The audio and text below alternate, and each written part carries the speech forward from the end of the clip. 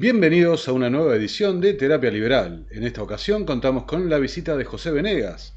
José es un abogado, ensayista y periodista especializado en temas filosóficos y políticos, institucionales y económicos. Es máster en Economía y Ciencias Políticas por ESEADE. Ha trabajado en diversos medios periodísticos como Canal 9, PIE, Radio 10 y es habitual colaborador para Infobae y NTN 24 de Miami, entre otros. José, a su vez, es autor de los siguientes libros: La moral del violador, Seamos libres, Escandalosa historia de amor, que es una novela, No me parece, Los últimos meses de furia, 10 ideas falsas que favorecen al despotismo, Hágase tu voluntad, bajar el cielo para conseguir un cargador de iPhone, El pasado me vino a buscar, Lo impensable, el curioso caso de liberales mutando al fascismo, y finalmente YPF, el default emocional argentino. José, a esta altura creo que en la comunidad liberal no hay nadie que no lo conozca, es un activo tuitero y jamás pasa desapercibido, realmente con su estilo único, mordaz y directo al punto del problema, generando polémica por supuesto, pero aún más importante a mi entender, generando debate. Así que con ustedes, José Venegas. Buenas noches, José, ¿cómo estás? Un placer, muchas gracias. Gracias por la presentación y por la invitación. Bueno, te agradezco muchísimo que la hayas aceptado. Como te he dicho en privado, que lo voy a decir también en público, tu trabajo ha sido en gran parte uno de mis impulsores, de mis disparadores para animarme a salir con el formato de terapia liberal. Era un asiduo oyente de José Venegas Talks y de Esa boca es mía y esta boca es mía, perdón. Y bueno, la verdad que escucharte, seguirte y sobre todo lo que señalé antes, ¿no? Sos una persona que continuamente está generando disparadores para ideas, para debates, para mover, ¿no? Esas ideas que muchas veces están cooptadas por un estilo colectivista, ¿no? Entonces, tu trabajo genera ese despertar de un pensamiento propio, ¿no? Eh, Sí. Pero yo en realidad, siempre que me dicen esto es lo de la provocación. Es algo que yo no quiero hacer, no quiero hacer.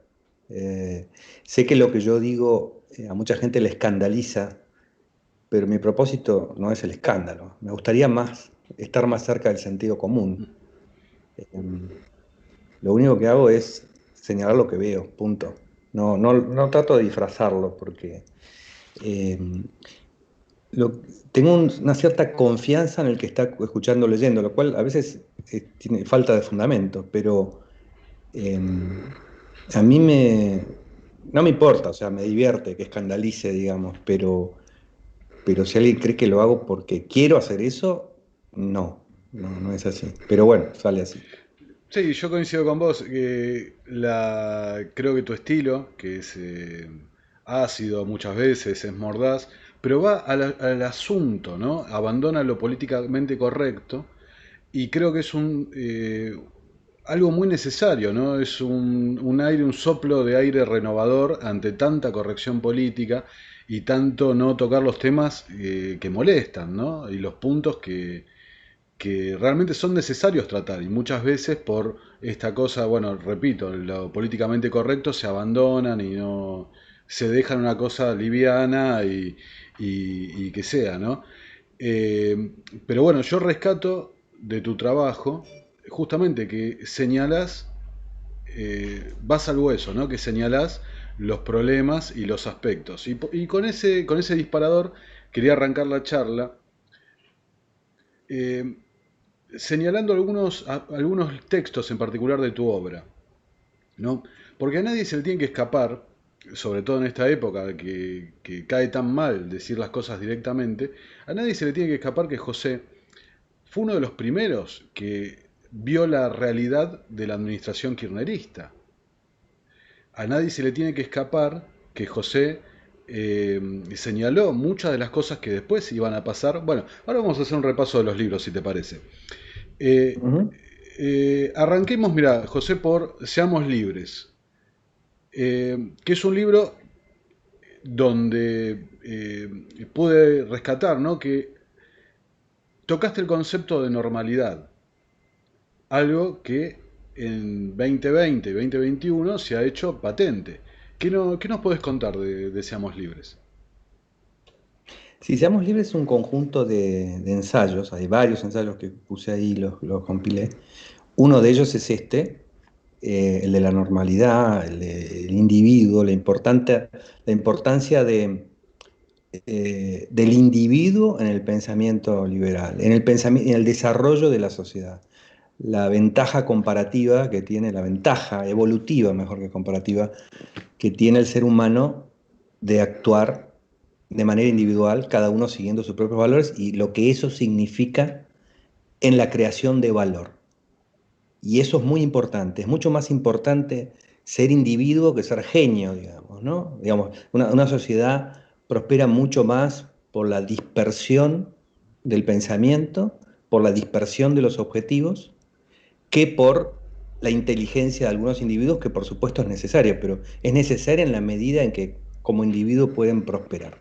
Entonces, por eso es que el concepto de normalidad es tan nefasto. Ahora, claro, ahora ha explotado esto, ¿no? Porque hay toda una ola normalizadora, esto que llamamos la nueva derecha, o yo le llamo el libernacismo, los que se visten de liberales, ¿no? Entonces, la normalidad es muy nefasto, porque eso quiere decir que todo tiene que estar como está. Lo que es mayoría, lo que es la mayoría de las personas, es una verdad indiscutible, es la evidencia de que es verdad. Y la sociedad del ser humano no prospera por la evidencia de lo que es verdad, sino porque esa verdad está permanentemente siendo desafiada.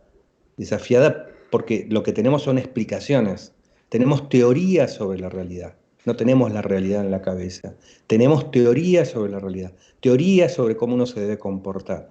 Y eso está en permanente tensión con algunos individuos que buscan otras cosas. Entonces, normalizar a la sociedad es matarla. No hay nada más normal que esos indios en aquella isla que nunca, Sentinel creo que se llama, allá en el Pacífico, donde hay una población que está aislada desde hace miles de años y no tiene contacto con el exterior. La normalidad es achicar el cerebro, ¿no? Y pasa lo mismo con otra falacia que es la falacia de la naturalidad. Hay cosas que son naturales y otras que no, que es un absurdo, no hay nada que no sea natural, no conocemos nada, algo que existe es natural, pero se quiere decir lo que no es humano, de alguna manera, este, siempre se está aludiendo a una interpretación sobre un deber ser. Y eso, de nuevo, es achicar la moral. O sea, una sociedad no avanza por la normalidad, ni siquiera en el aspecto moral. Avanza porque en una época en que se le pegaba a los niños y parecía que estaba muy bien, alguien empezó a decir que eso estaba mal, alguien anormal, alguien marginal, alguien minoritario, alguien que desafiaba la moral del momento. Y alguien también empezó a decir que las mujeres tenían que tener los mismos derechos que los varones. Otra vez, alguien anormal, marginal, y también tiene que ver con todo lo que nosotros valoramos, ¿no? Maradona era un anormal, y los necesitamos, digamos, ¿no? El tipo que fabrica el iPhone era otro anormal. Entonces, la idea de la normalidad tiene una finalidad política, ¿no? Es el status quo de aquellos que se han encaramado en una determinada interpretación de la realidad y no quieren que nadie los baje. Son como ¿cómo se llama? La empleada pública de Gasalla. Tienen la misma actitud, ¿no? Exacto. Por ahí los que, no, los que son más jóvenes no deben tener ni idea de qué estoy hablando, ¿no? Pero era un famoso personaje que hacía Gasalla en una empleada pública mediocre, que no quería que nada cambie, ¿no? Entonces, hay una moral del momento, digamos, y hay unos gasallas que no quieren que eso cambie. Sí, Esos gasallas dicen que son los, digamos, los que nos tienen que abrir los ojos acerca de cómo es la realidad. Yo no confiaría mucho en eso. yo te podría agregar ahí que en la situación que está viviendo el mundo, ¿no? Conocida por todos, que no, por las censuras no se pueden decir muchas de estas palabras, ¿no? Pero bueno, al demonio, la pandemia y demás, hay muchos que no quieren que se cambie esta situación. Hay muchos que esta situación la han utilizado y la quieren utilizar para reconstruir, para hacer ingeniería social a su gusto, ¿no? Pero Sí, inclusive te diría, sin plan, porque pareciera que fuera todo esto maquiavélicamente armado. No, no funciona así. Es un aparato conceptual que se viene armando desde que se empezaron a prohibir las drogas y el Estado empezó a asumir esta cosa de que tiene que cuidar la salud de la población y se armó la FDA y la Organización Mundial de la Salud y la regulación de las pandemias y la regulación de la ciencia. Es muy difícil que la gente se baje del paradigma de que la ciencia es eso que dice el Instituto Nacional de la Ciencia, Exacto. o que la medicina es lo que dice la Academia Nacional de Medicina, aun cuando no fuera del gobierno, digamos, ¿no? Es muy difícil bajarse de esto. Estamos viviendo en unos paradigmas que tienen que ver con eso, con la normalización, ¿no? Eh, Avanzando a otro de tus libros, ¿no? 10 ideas falsas que favorecen el despotismo, ¿no? Que es, para esta entrevista lo estuve releyendo, ¿no? Lo tengo acá. Y marqué, bueno, en términos generales, es un libro que desmitifica el concepto de democracia siglo XXI, digamos, ¿no? Para resumirlo de una forma muy breve, ¿no? Pero marqué un concepto que me interesó mucho, que es el rol de la oposición en estos tiempos, ¿no? De democracias falaces, digamos. Eh, Dijiste, ¿no? Siempre subsisten nichos de opinión pública no controlados y el sistema es de una alta eficiencia consiguiendo autocensura, mediante la instalación de una alternativa ineludible entre servir al poder y recibir privilegios o no servirlo, y pasar todo tipo de penurias. Y con ese disparador, claramente, de vuelta, tenemos un libro que anticipó lo que estamos viviendo hoy. Definitivamente cada vez el disenso, conectando con Seamos Libres, el libro anterior, el disenso cada vez es más peligroso, cuesta más, cada vez ves más aislado, de, más desprotegido, ¿no? Al pensar diferente. ¿Cómo lo ves, José, este libro? Sí, te diría que ahora están pasando cosas que cuando escribí ese libro todavía no estaban desarrolladas, como es las redes sociales y la política metida en las redes sociales. La política en esa época era muy ingenua respecto a las redes sociales, por lo tanto, estas lo único que hacían era reflejar la opinión libre del ciudadano, nos parecía que era el paraíso. Qué suerte, hemos encontrado el mecanismo por el cual vamos a poder influir sobre el poder y el poder no nos puede regular, hasta que el poder se dio cuenta que tiene muchas formas de manejo y de manipulación psicológica masiva que las redes sociales le permiten, porque les da demasiada información sobre cada uno de nosotros, ¿no? Eh, pero lo de la democracia es un punto clave, también está en Seamos Libres porque es parte de un ensayo, pero la democracia, hay una mala interpretación en cuanto a la teoría de la democracia, ¿no? Siempre decimos que se cae en esta cosa de la tiranía de la mayoría. Lo que no se entiende de democracia es el concepto de pueblo. Pueblo es una idea abstracta que no quiere decir mayoría. No es que dentro, así como la naturalidad y la normalidad, dentro de un país no hay gente que es del pueblo y gente que no es del pueblo. Esto es inaceptable como concepto. Si esto pasa así, no hay una democracia, hay una tiranía de la mayoría. En general las tiranías tienen el apoyo de la mayoría, o sea, no cambiaría mucho entre una tiranía y una tiranía democrática si la estuviéramos definiendo a la democracia desde el punto de vista del apoyo del mayor número, porque en cuanto una tiranía pierde el apoyo suficiente, bueno, ahí es donde empieza el uso de la fuerza abierto y total, pero la democracia se perdió antes. Se perdió desde el momento en que un gobierno ya no simula que está o no intenta representar al pueblo, por más que lo haga con ideas que no todos comparten, pero está de alguna manera intentando respetar la igualdad ante la ley, ¿no? Hay una igualdad ante la ley y después hay una opinión de en uno u otro sentido.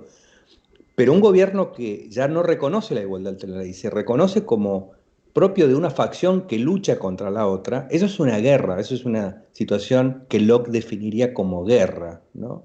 Locke dice que hay estado de guerra cuando el otro te desconoce en tus derechos, en tu personalidad. No importa que te haya disparado, ya hay un estado de guerra ahí. Y él llega a decir, bueno, cuando está ese estado de guerra, te asiste el derecho de matarlo al otro como si fuera un león que te está amenazando, ¿entendés? Entonces, la idea de democracia como una forma de dirimir una guerra es un disparate. Eso no es una democracia, es una ruleta rusa. O sea que si un país no ha asumido que el gobierno ejerce su poder en condiciones de igualdad ante la ley, eso no puede ser llamado una democracia. Y si eso gana la definición opuesta a la mía, si eso fuera, se fuera la verdadera definición de democracia, corresponde ser antidemocrático, porque nadie está obligado a someterse a los demás, bajo ninguna regla, ni siquiera contra la regla del 99%. Por eso es que la idea de república, que suma a la democracia otras cosas, como la división de poderes, ya expresa la idea de la igualdad ante la ley, pero la expresa no quiere decir que en la propia génesis, digamos, conceptual de la democracia no esté, ¿no? Eh, los derechos individuales, esa idea de república no es más que la consecuencia natural de pensar que el gobierno gobierna por y para esa cosa abstracta que es el pueblo. No es la gente de unos barrios marginales, no, el pueblo, todos. Tiene que haber un todos para que alguien diga que gobierna democráticamente. Todos, todos no es la mayoría, es todos.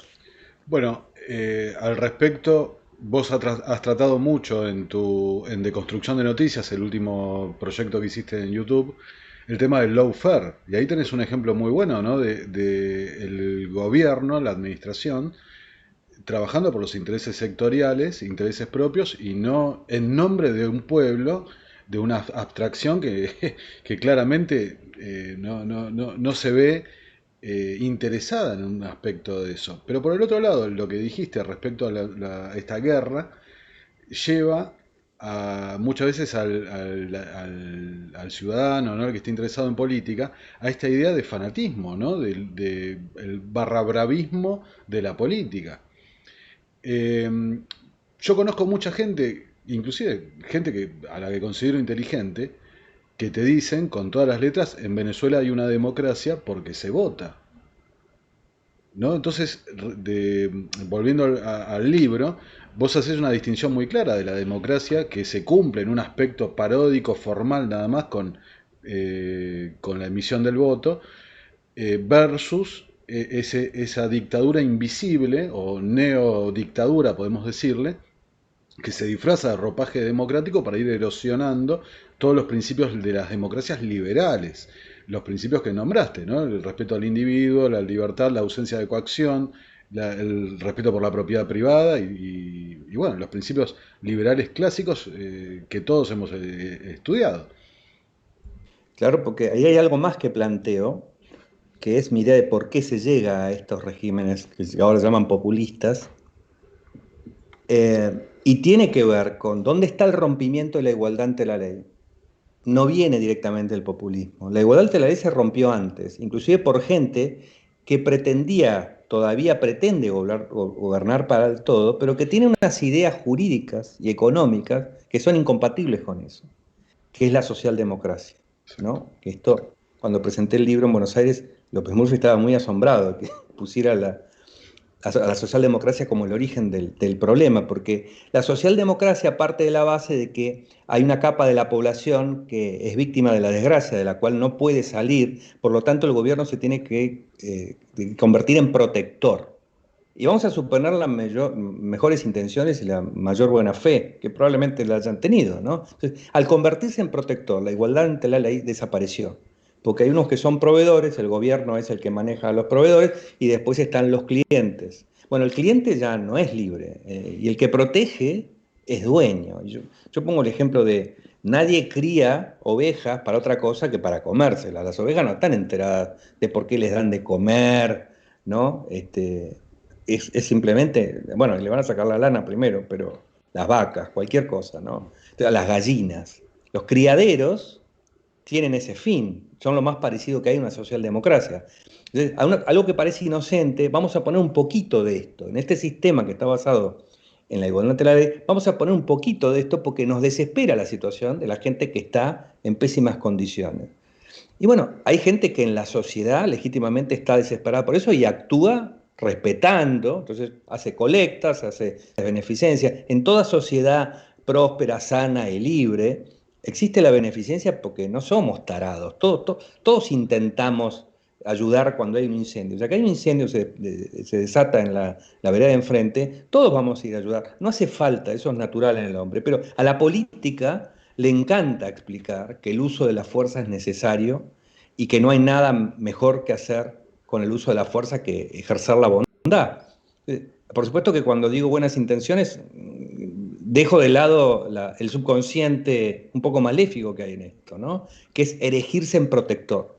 El que se erige en protector manda. Entonces, en eso que es una de las debilidades que tiene el sistema democrático y la república, que a pesar de las formalidades, deja que las cosas vayan malinterpretándose, no hay forma de que esto no ocurra. Entonces, la socialdemocracia rompe la igualdad ante la ley y explica que la desgracia de algunas personas es consecuencia del bienestar de otras. Eso rompe la cosa. Después de que establecí la socialdemocracia se me ocurre el impuesto a las ganancias. Entonces ya estoy inspeccionando a la gente a ver cuánto ganó. Y me tiene que decir cuánto ganó, porque si no los meto preso. Entonces ahí ya se ha roto todo. ¿Y esto a qué lleva? Al fracaso económico, porque ¿cómo se produce el valor? El valor se produce a través de relaciones contractuales y derecho de propiedad. Es decir, hay dos partes que se benefician. Las sociedades capitalistas funcionan porque está hecha de un número absolutamente inabarcable de contratos, donde cada uno de los que participan en los contratos pensaron que lo que estaban haciendo los beneficiaba más que lo que estaban otorgando. Y ese es el origen del valor. Y es subjetivo porque si no están esas dos personas, esas dos partes, que piensan que están ganando, no hay ganancia. Por más que uno quiera reflejarlo después en una contabilidad falsamente. Esa contabilidad va a ser falsa si no existe esta ganancia subjetiva. Entonces, eso lleva al fracaso económico. Entonces la socialdemocracia lleva años de fracasar y de aumentar la explicación. Hay más gente que está mal y esta más gente que está mal es consecuencia de la falta de generosidad de esta gente que está bien. Entonces, el fracaso de la socialdemocracia sea la gente decir, después de haber creído en este paradigma, que es un fracaso la política, que es un fracaso todo, y ahí él parece el populista hacer en serio lo que la socialdemocracia prometió, que es la venganza. Entonces es como una aceleración de un proceso, es cuando la cosa se pone mucho peor. Pero partimos de la base de unos paradigmas morales, institucionales y demás falsos. No hay forma en que, lo que hay que entender es que no hay forma en que el monopolio de la fuerza nos libre de la incertidumbre, de no saber si nos vamos a empobrecer, de no saber si nos vamos a morir de hambre, de no saber si nos vamos a perder todo. Entonces, el uso de la permanente alusión o referencia al monopolio de la fuerza como posibilidad para zafar de eso, ese es el autoritarismo. No es Chávez, es el señor que escribe el libro y que explica que la vida de muchas personas es una desgracia y que solo cabe recurrir al impuesto para sacarle a los que están produciendo. El autoritarismo viene de ahí. En general, lo peor que tiene el autoritarismo es que es, entre comillas, bien intencionado. Si no, no tendría tanto éxito en su fracaso, digamos, ¿no? Sí, excelente. Mira, tocaste varios puntos que si me disculpas después los quiero profundizar. Dale. No voy a retomar ahora en la entrevista. Pero los voy a individualizar. El punto número uno, el rol de las ideas como transformador de la sociedad, ¿no? Que yo lo llevo, yo entiendo, he publicado un artículo que habla de la falsa dicotomía, ¿no? De batalla cultural entendida como las ideas transformadoras de la sociedad en ese aspecto, ¿no? En aspectos que se malinterpretan por otros lugares, versus la transformación vía la política. Yo soy de la idea de que son las ideas las que transforman las sociedades, que la política es el último resquicio donde se manifiestan esas ideas. Ese es un punto que tocaste otro punto respecto a la socialdemocracia, que cuando hablemos de lo impensable lo quiero profundizar, porque cuando la socialdemocracia explota en Estados Unidos es donde se viene esa manipulación en el lenguaje respecto al término liberal. Y, y por último, quiero resaltar un aspecto, ¿no? Vos tenés formación jurídica, sos abogado, eh, yo también soy abogado, lo que nos hace capaz ver estos aspectos del liberalismo desde un punto no tan economicista, ¿no? Como muchos eh, liberales que salen en la televisión, que quedan encajados en un aspecto netamente económico y quizás ahí está, hay un problema, ¿no? Cómo se transmiten las ideas, de dejarlas morir únicamente en el aspecto económico y no trascender a un aspecto jurídico más referente a la sociedad, ¿no? Eh, ¿Vos cómo lo ves ese tema, ¿no? El liberal que divulga desde un aspecto económico versus el trabajo que haces vos, ¿no? Que el liberal con una mirada más amplia, más holística, digamos. Eh, la economía en la forma de la Escuela Austríaca de Economía es la visión más amplia, porque es una visión que está basada en la acción humana, ¿no? O sea que lo que llama Mises es la praxeología. Entonces, en ese aspecto es una forma de teoría económica bastante abarcativa de muchas cuestiones desde ese punto de vista. Uno puede quedarse con la economía si es lo que le interesa, pero dentro de la economía, digamos, hay gente que está muy apegada a las cuentas nacionales, por decirlo de alguna manera, a los agregados y que hace análisis de ese tipo, y eso no explica mucho las cosas. Si yo le hablo a la gente del Producto Bruto o de la balanza comercial, no le estoy explicando economía, le estoy engañando, porque estoy balanceando, por ejemplo, ¿no? Importaciones de la Argentina. ¿Qué me importan a mí las importaciones de la Argentina? Me importa lo que importo yo, digamos, en mi economía vale eso. Pero si yo ya hablo de importaciones de la Argentina, ya estoy como suponiendo que eso es algo que es propio del gobierno o que es una cuestión de la sociedad. La sociedad tiene que pensar en sus importaciones. Entonces, esa cosa técnica esconde una realidad que hasta está mal desde el punto de vista económico. Ahora, la economía muchas veces es una herramienta para explicar cosas de un modo más rápido. Lo que no tengo ganas de explicar a través de la filosofía o de la ética o lo que fuera, bueno, por la economía, bueno, ¿para qué vamos a hablar? Si yo te explico por qué la propiedad privada te lleva un mejor resultado.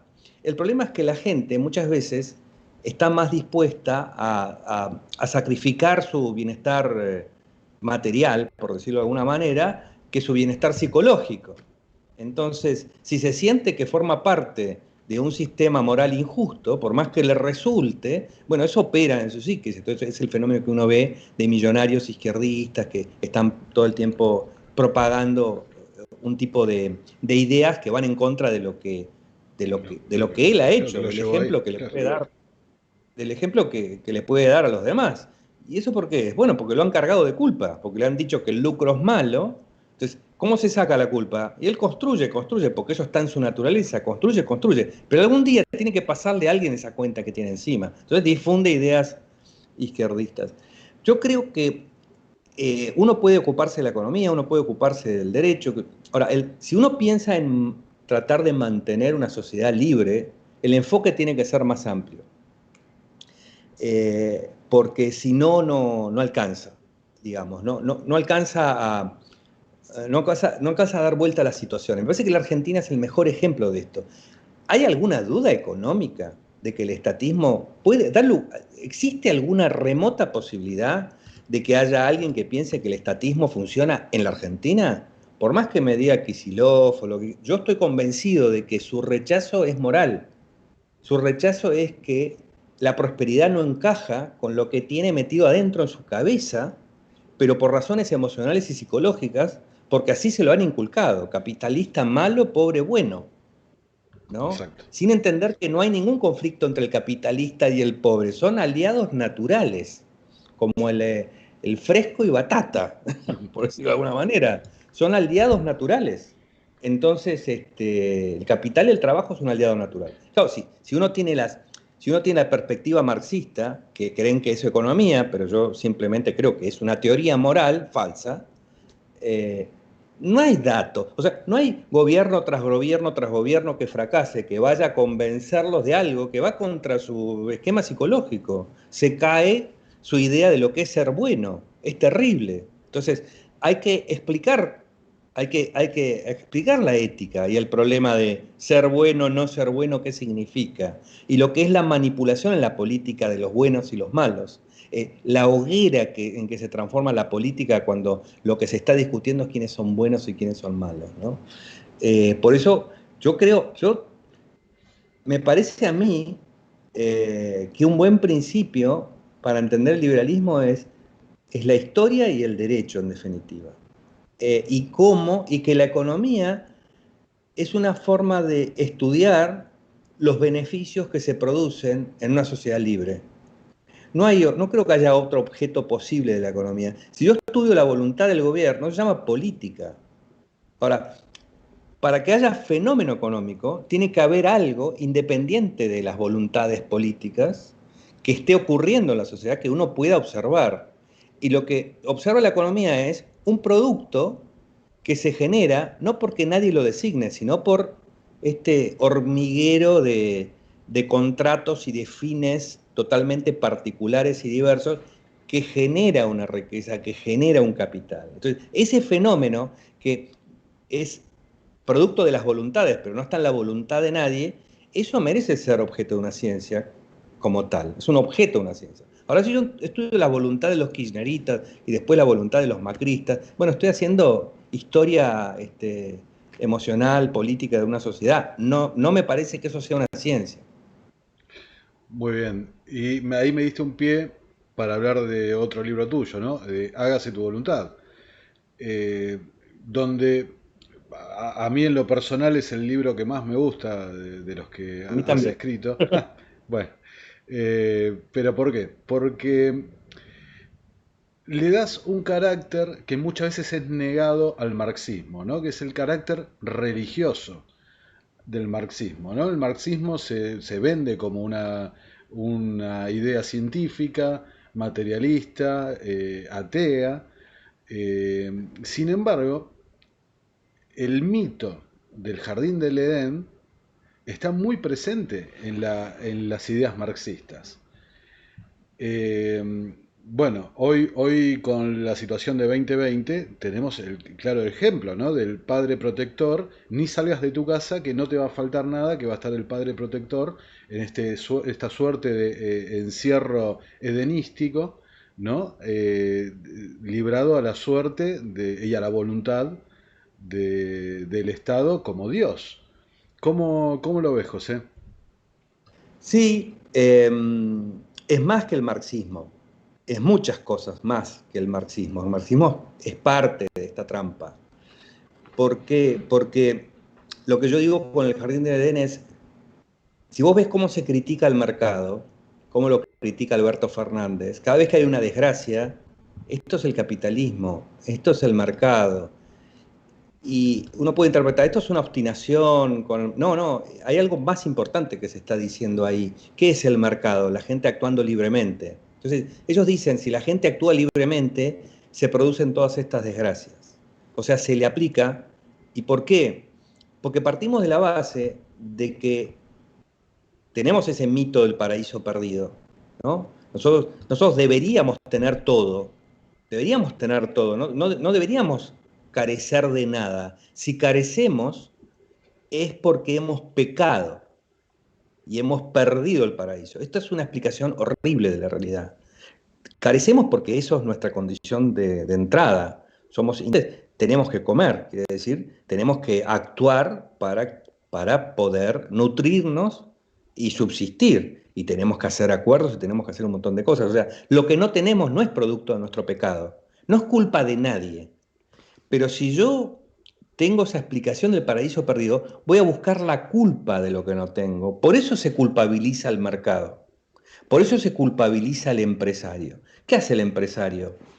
Hay algo que no está y crea una riqueza, una producción, y a través de crear esa producción obtiene ganancias y además es capaz de pagar sueldos.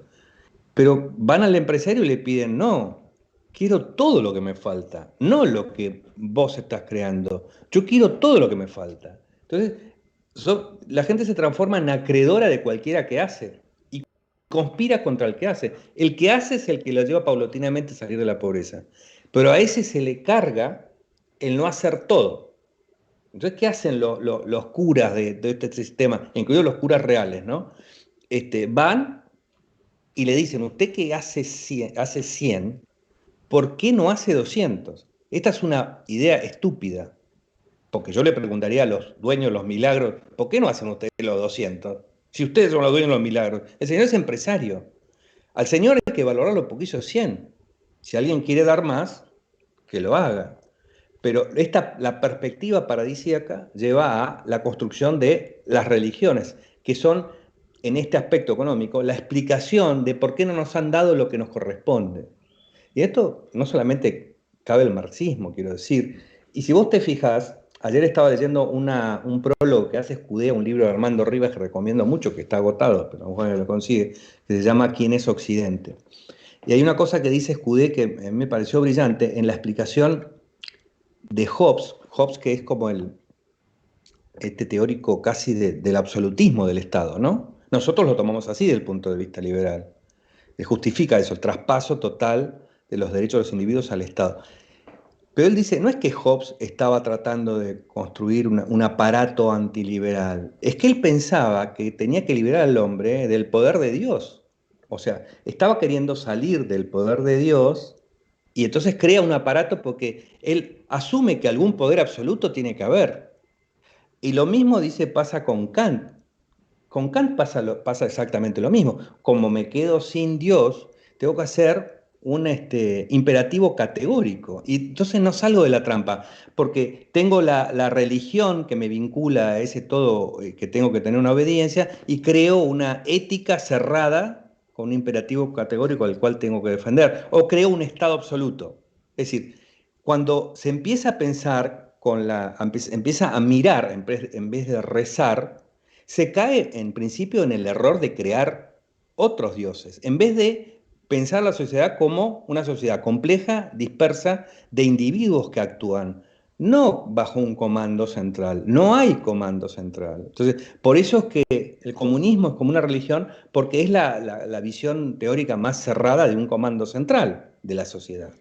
Entonces, son como imitaciones. Por eso yo lo que hago es ver, en ese libro es indagar acerca de la relación que hay entre creer en un ser total, absoluto, y que aún así es benevolente, y creer en otras bondades benevolentes de poderes absolutos. Lo mismo pasa en la Revolución Francesa. Quieren oponerse al poder de la Iglesia. ¿Y qué crean? La diosa razón. No había que crear la diosa razón, había que pensar en la razón individual. Era defender al individuo pensando por sí mismo y actuando por sí mismo, ¿no?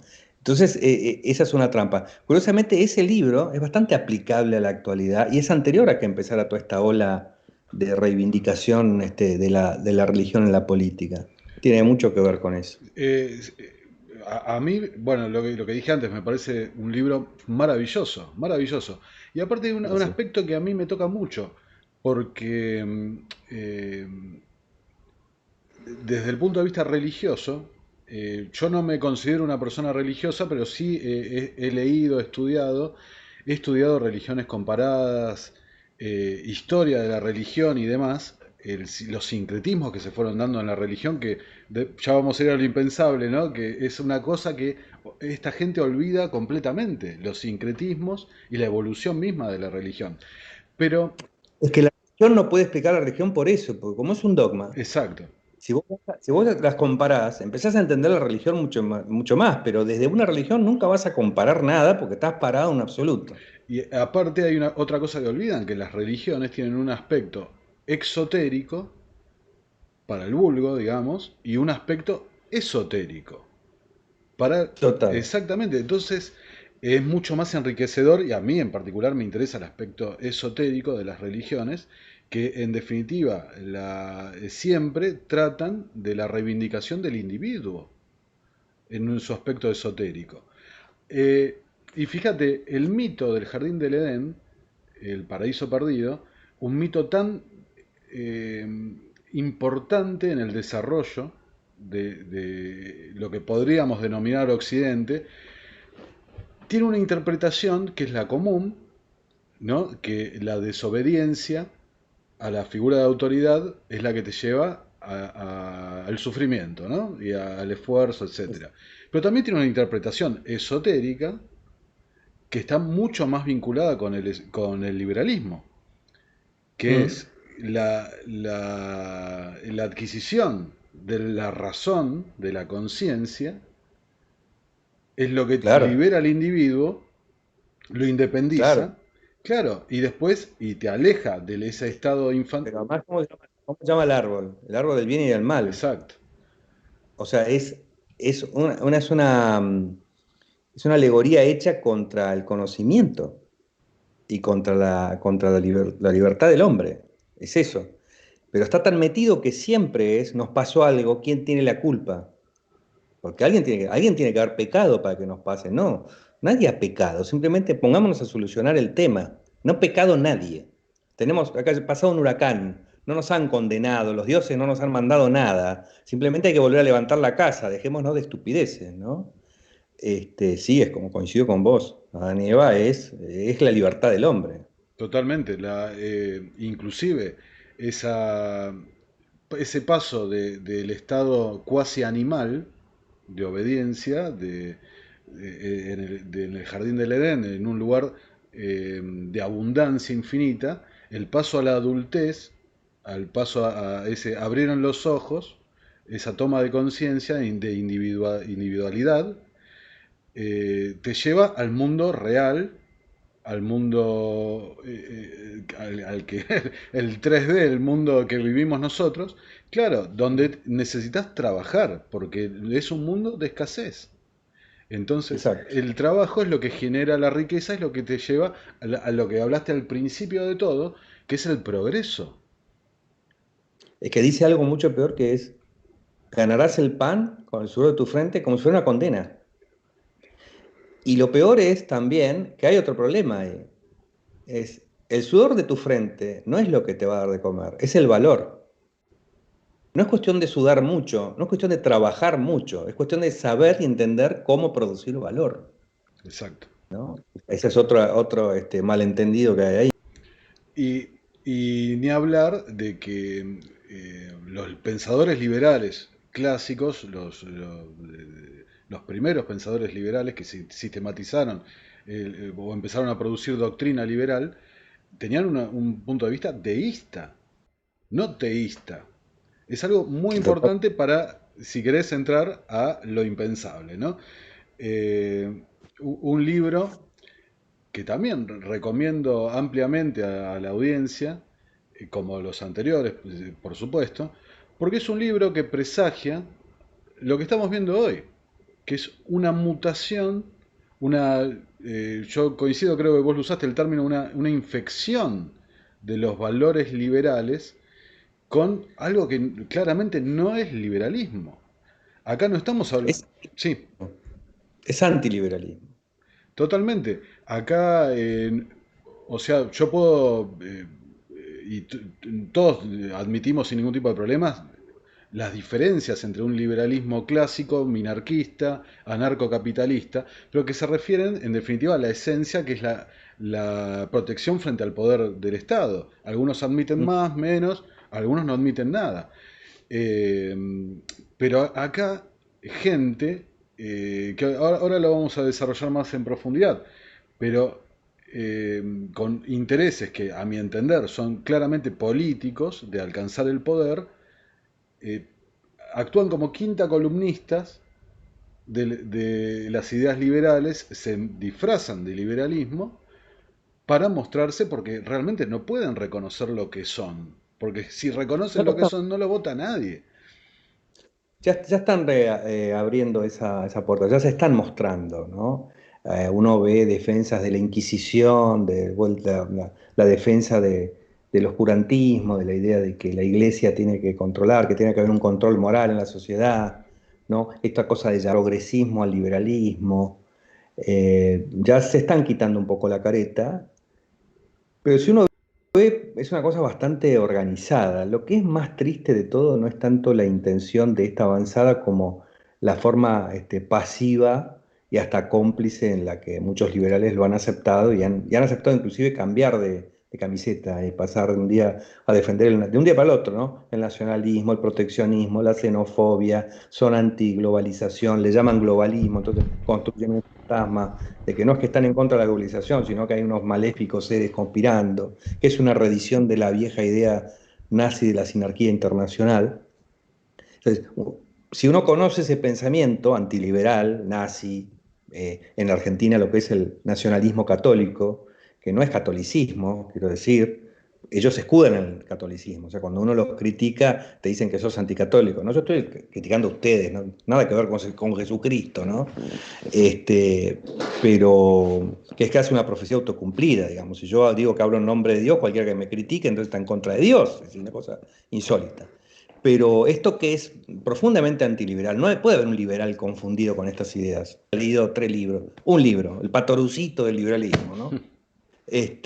O sea, no se trata de la vieja discusión interna interminable en el liberalismo, porque es lógico, el liberalismo estudia un fenómeno que no está inventado por el liberalismo, que ocurre en la historia. Entonces, estamos tratando de explicarlo, y hay distintas explicaciones y siempre las va a haber, pero esto no forma parte de esto, esto va con la intención de destruir el liberalismo, ¿no? De marginarlo, de dejarlo inclusive sin palabras, te diría. Y es una cosa muy agresiva y con cómplices, en algunos casos bastante identificables. Entonces, yo no sé si, no es que ha sido premonitorio, es que yo lo vi en las primeras etapas, vi cuando empezó a ocurrir. Yo no, que un liberal, viendo de un día para el otro, me diga que el nacionalismo es liberalismo. No, porque los liberales hablaban para naciones. Eso es una estupidez. Es como diría que el liberalismo quiere la protección de la industria de los jabones porque los liberales se reunían en la jabonería de Vieite. Es un nivel de estupidez semejante a lo que acabo de decir. El nacionalismo, la idea más perversa sobre el No, ahí te perdí, José. Estado, Un segundo. Te perdí un segundo. es una emocionalidad. Un, Avísame un segundo, cuando... un segundo, sí. A ver, decime. El Háblame, a ver si. nacionalismo, Ahí está. el nacionalismo es la liberal que a alguien se le puede ocurrir, es decir, es la construcción de una entelequia a la cual hay que servir, a la cual el individuo tiene que rendirse. Y no hay traidor sin nacionalismo. O sea, el nacionalismo es la construcción del traidor dentro de la sociedad. Y así te llaman, apátrida, lo que fuera. Apátrida no lo usan mucho ahora. Entonces te dicen progre, ¿no? No lo usan porque no quieren identificarse como lo que son. No puede ser confundido de ninguna manera con el liberalismo. Y cuando uno ve ese escrito que yo critico ahí en el libro de Hans Hermann Hoppe, que se llama Realistic Libertarianism, que no es ni realistic ni libertarianism, que es una vergüenza de concatenación absurda.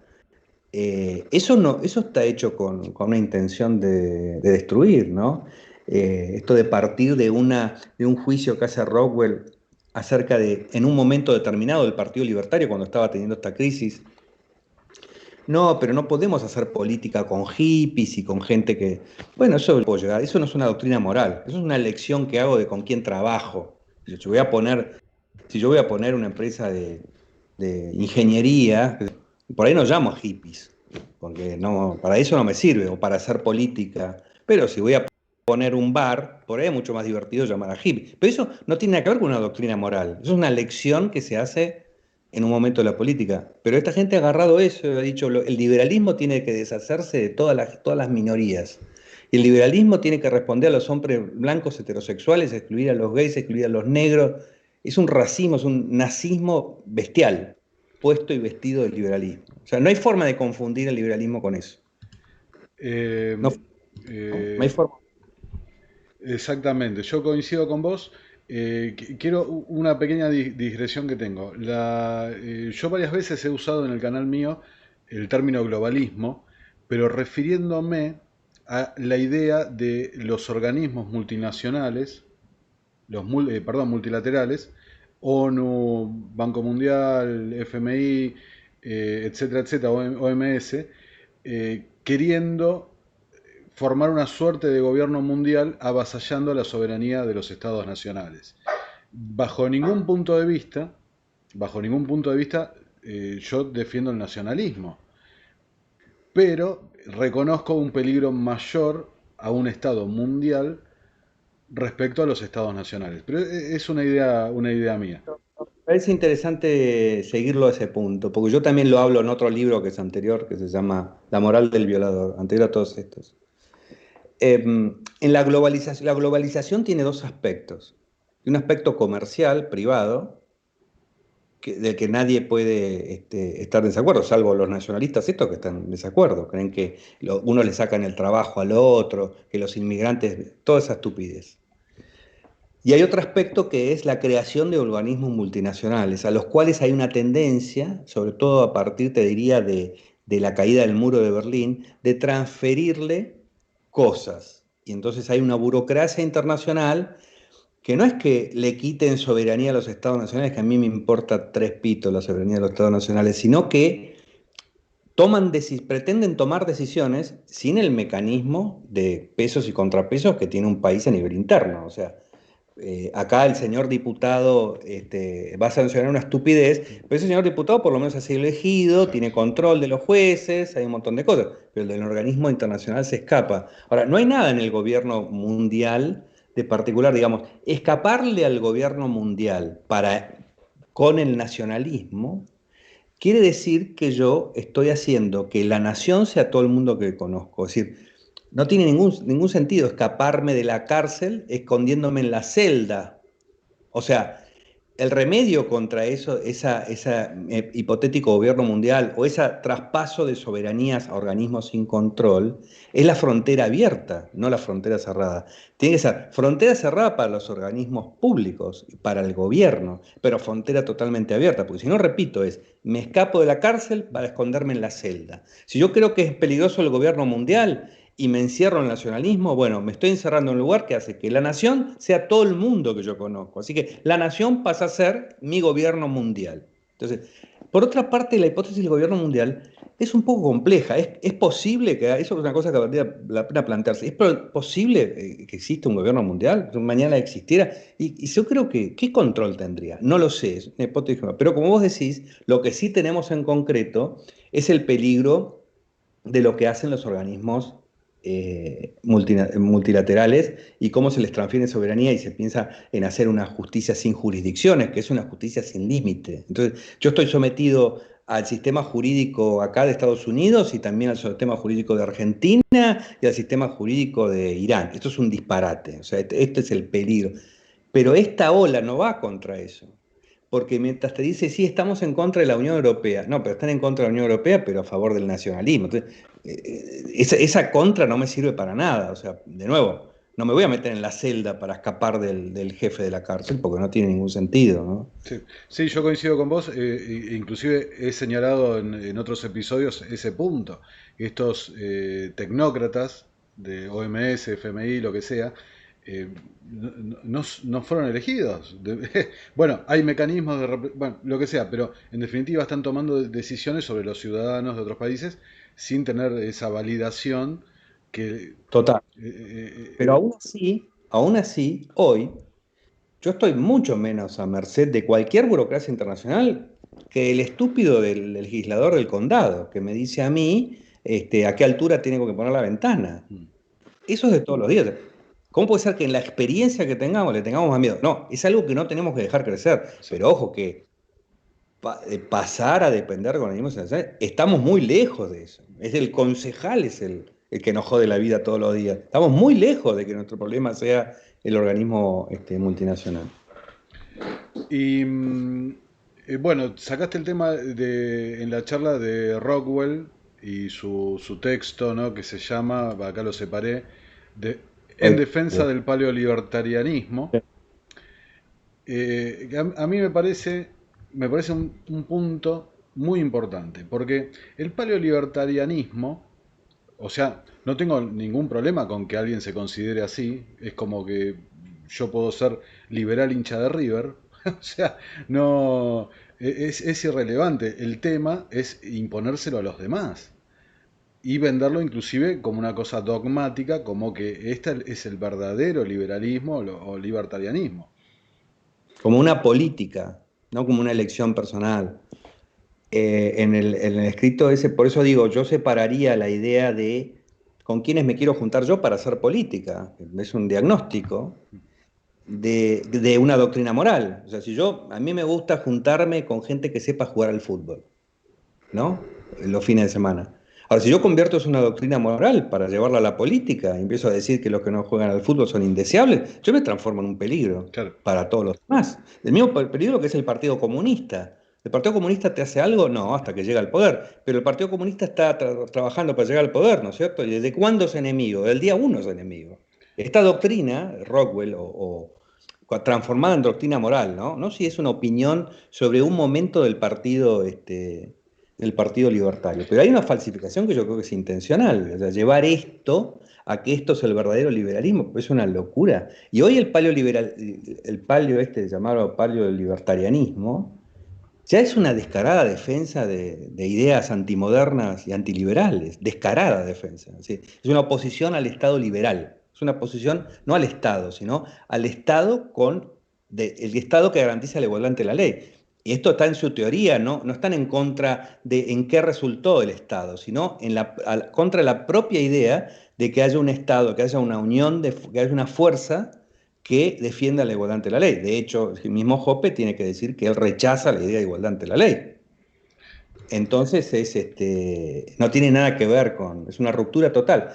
En su momento, vos lo mencionaste, Sandra, no sé si antes de que empezamos o ahora, pero esto de en qué momento la palabra liberal empieza en Estados Unidos a denominar a la izquierda por la socialdemocracia. Se va transformando y entonces aparece esta idea de, tenemos como esta palabra está siendo utilizada para designar a la socialdemocracia, al igualitarismo, a las políticas de cupos, discriminación positiva, nosotros ahora nos llamamos libertarios. El problema es que ahora también pasa lo mismo con libertario. Libertario está siendo utilizado para designar a este paleoliberalismo, a esta cosa antiliberal que hay en la actualidad, de sostener que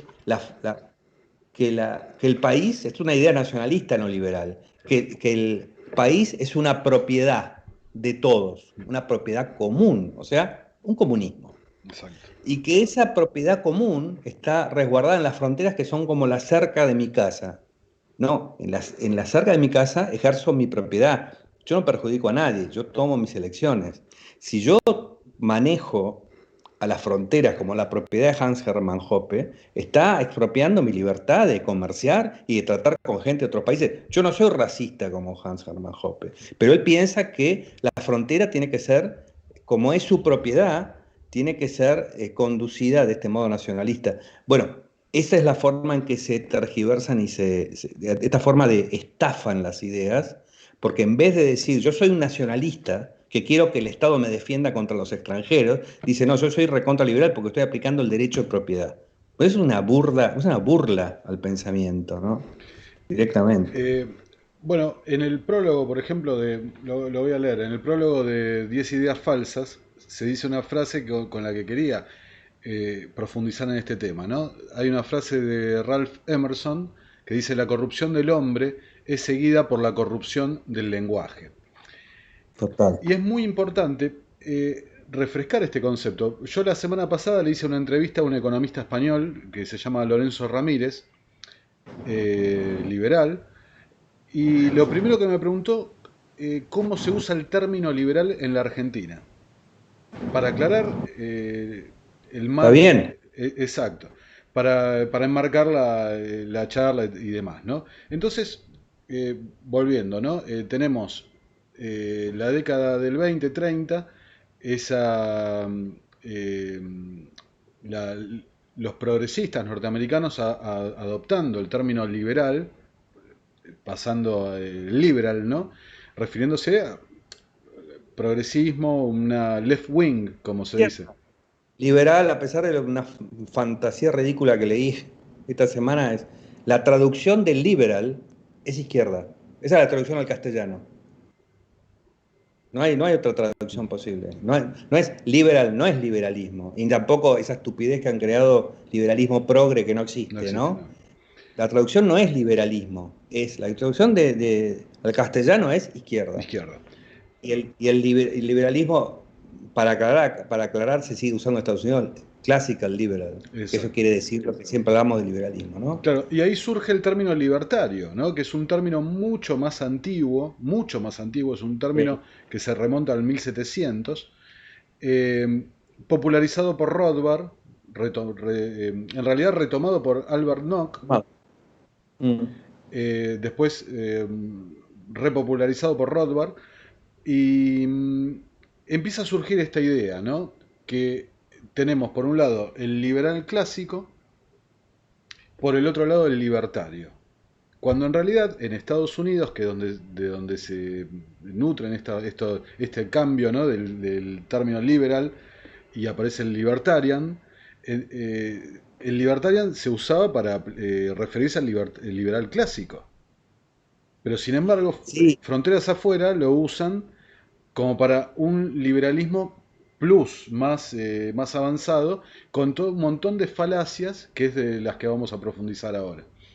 no, y además pasa otra cosa, que es que el liberalismo clásico avanza en parte, alguna gente lo hace avanzar hacia un anarcocapitalismo, que es una hipótesis para mí todavía en construcción.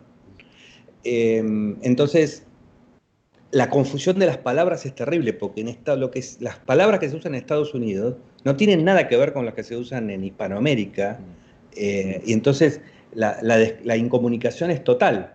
Entonces, cuando empezó a hablar en castellano de libertarianismo, se hizo una confusión mayor todavía, porque no se sabe qué quiere decir, porque ya estaba liberal, nadie pensaba que liberal era el liberal, salvo esta gente malintencionada, ¿no? Y nadie pensaba que era el liberal de Estados Unidos. Lo mismo pasa con conservador. No es lo mismo conservador en Estados Unidos que conservador en la Argentina o que conservador en Chile. Son cosas diferentes. Ni hablar de derecha o izquierda que no definen nada. Entonces, hay un mar, además de la mala intención política, hay un mar de conceptos sobre los cuales hay que hacer muchas aclaraciones para empezar a hablar y para ver cómo concatenar unos con otros, ¿no?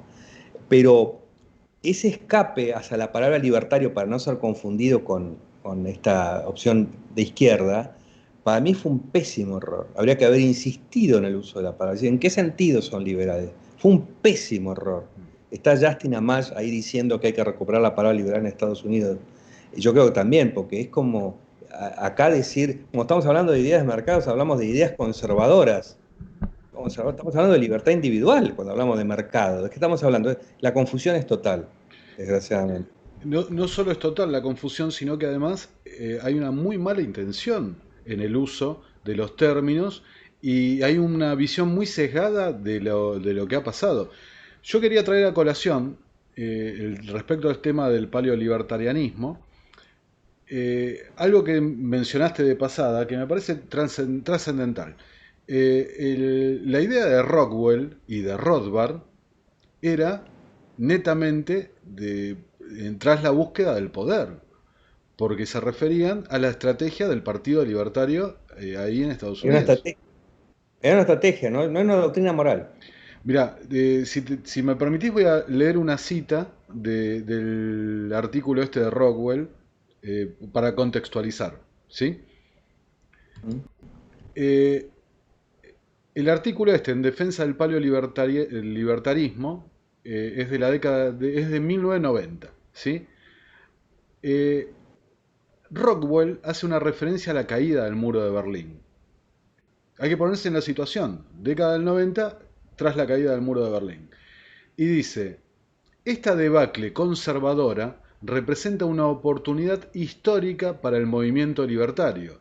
La Guerra Fría dividió a la derecha y ahora puede empezar la curación, pues el axioma de Lord Acton de que la libertad es el fin político más alto del hombre está en el núcleo, no solo del libertarismo, sino también del viejo conservadurismo.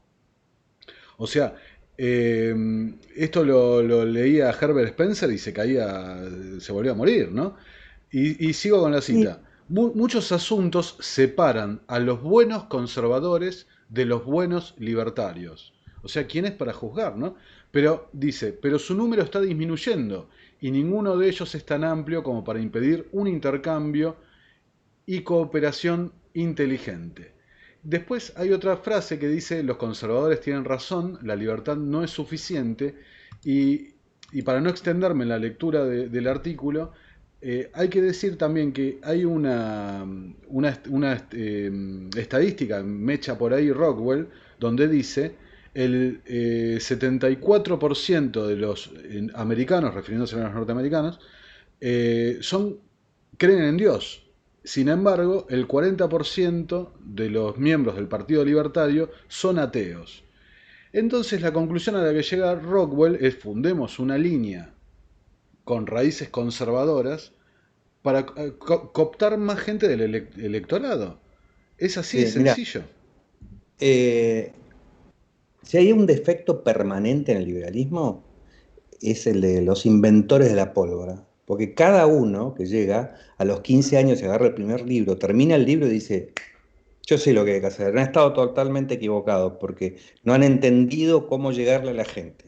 Esto lo vengo escuchando de mucha gente que no ha llegado al gobierno. O sea, y esto es lo mismo, aprendí de, ya descubrí la fórmula, ya descubrí que qué genio que soy, voy a descubrir la fórmula.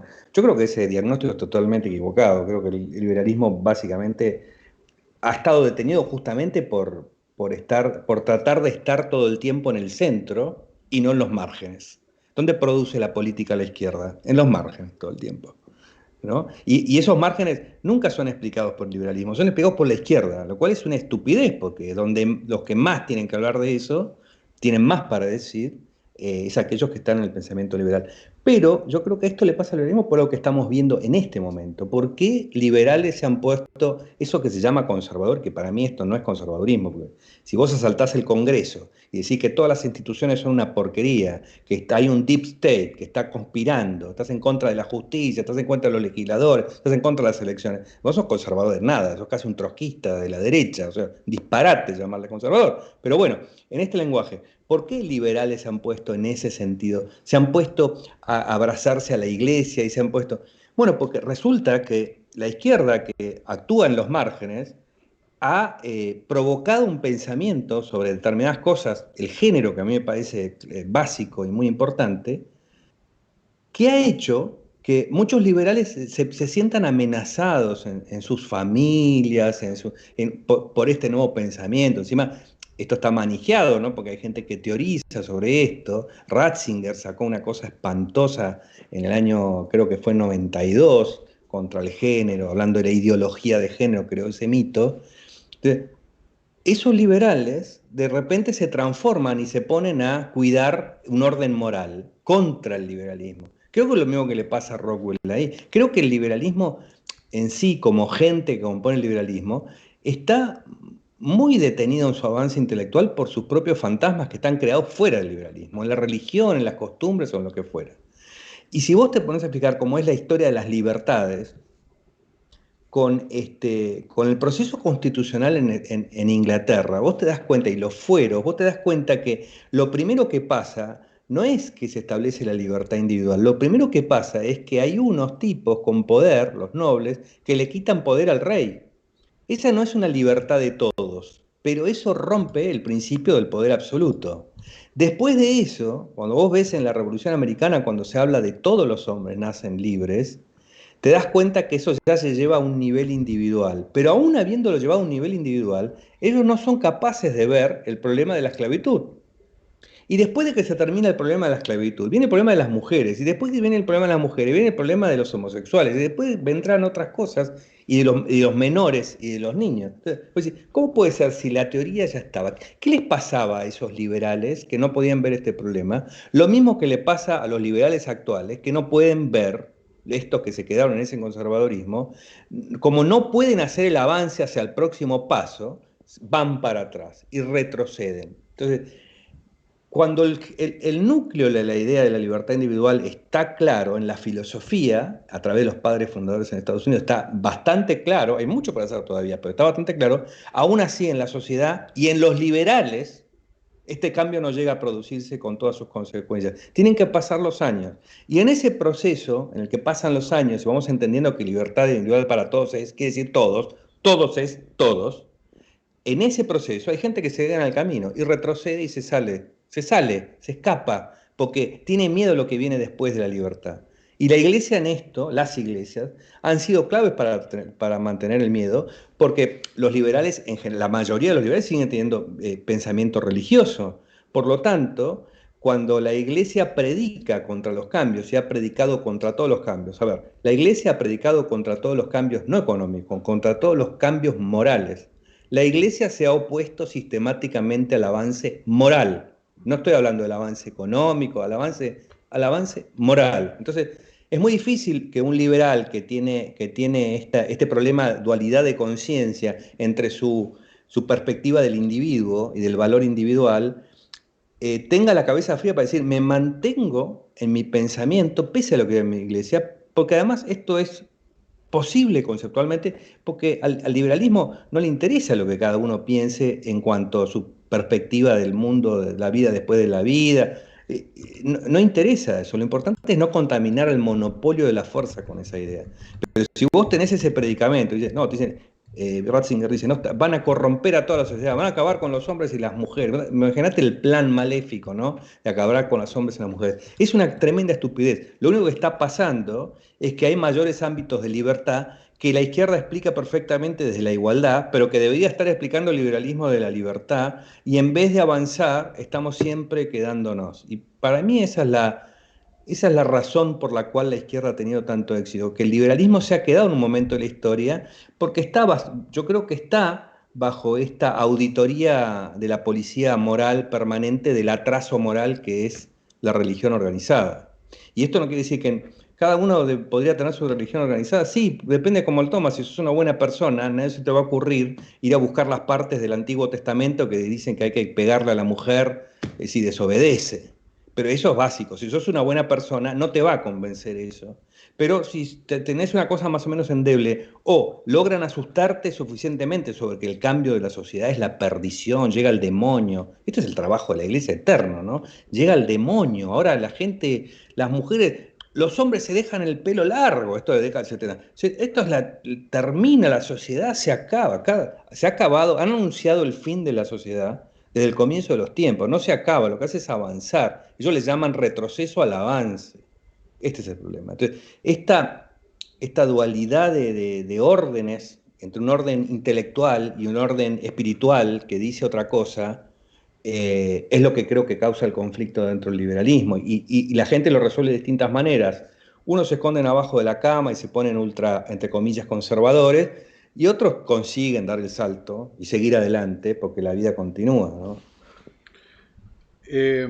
Bueno, establecido esto, lo que señalábamos antes, ¿no? De que el paleolibertarianismo nace como una necesidad de estrategia política ante la vista del fracaso del Partido Libertario en la toma del poder o conseguir un lugar relevante dentro de la política norteamericana.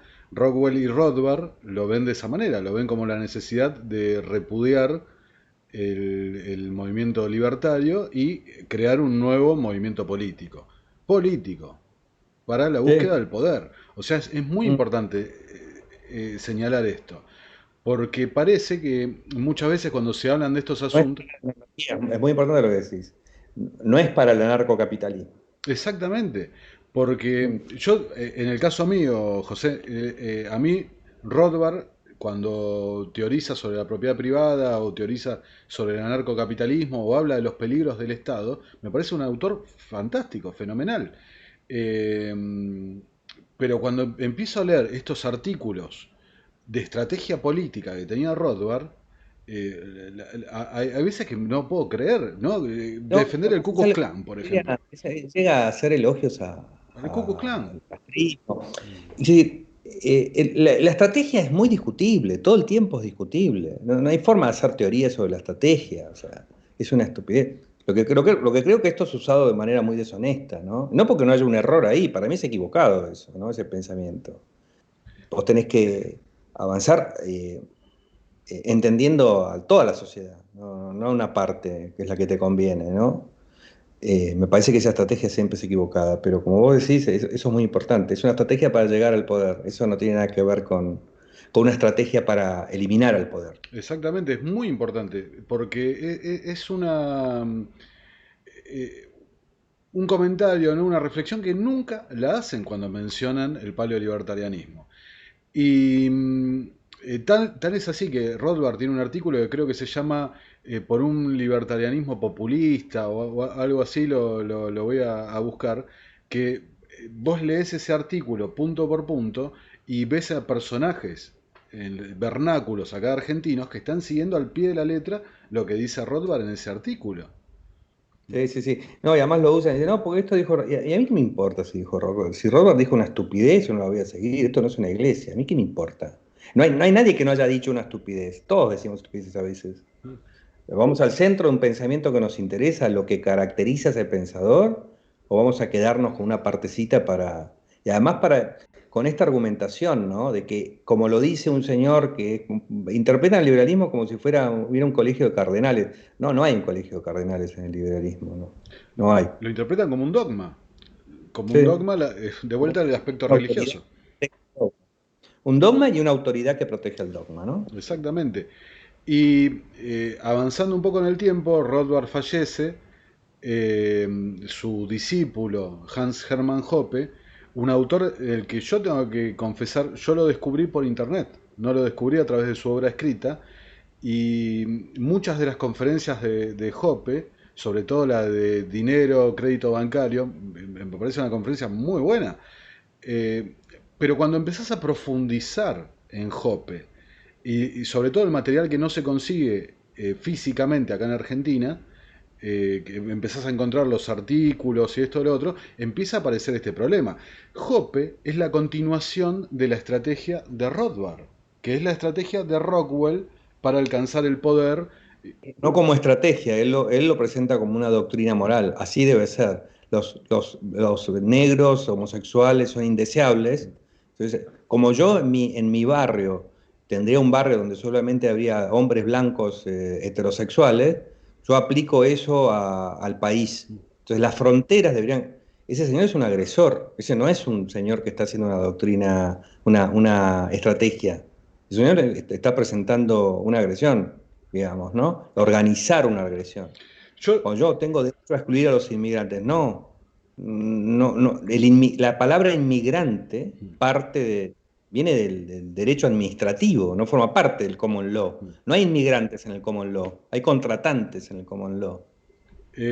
¿Sabes por qué me refiero en el punto de la estrategia? Eh, por la vinculación que busca y obtiene Hans Hermann Hoppe con la alt-right norteamericana. Sí. Que es un movimiento, si me lo puedes contextualizar un poco para el Pero, espectador argentino. él es tramposo porque dice nos conviene estar acá, pero toda su argumentación es, estos son indeseables, estos son deseables, ¿no? Él argumenta esto. Dado que, él dice, la izquierda es la igualdad, la derecha es la desigualdad y el liberalismo la desigualdad. No, el liberalismo no es la desigualdad. El liberalismo es la igualdad ante la ley, al cual la igualdad en otro sentido no le interesa, pero no fomenta la desigualdad. Porque eso es la misma diferencia entre un mercado libre, donde alguien gana, otro pierde, y una sociedad de castas. Lo que defiende Hoppe es una sociedad de castas, ¿no? Entonces, al liberalismo no le interesa. Hace esta vinculación, como está con la desigualdad, entonces tiene que estar a la derecha, que la identifica como la postulación de la desigualdad, como la desigualdad legal, porque específicamente se pone contra la igualdad ante la ley. Entonces, es un sofisma de muy baja calidad. Yo no le atribuyo a Hoppe la responsabilidad por el hopianismo. Me parece que los hopianos son los responsables diciendo que venía el liberalismo de haber aceptado semejante aberración. Entonces, me parece que no creo que Hoppe tenga una capacidad de engaño muy particular. Me parece que es un panfleto ese escrito.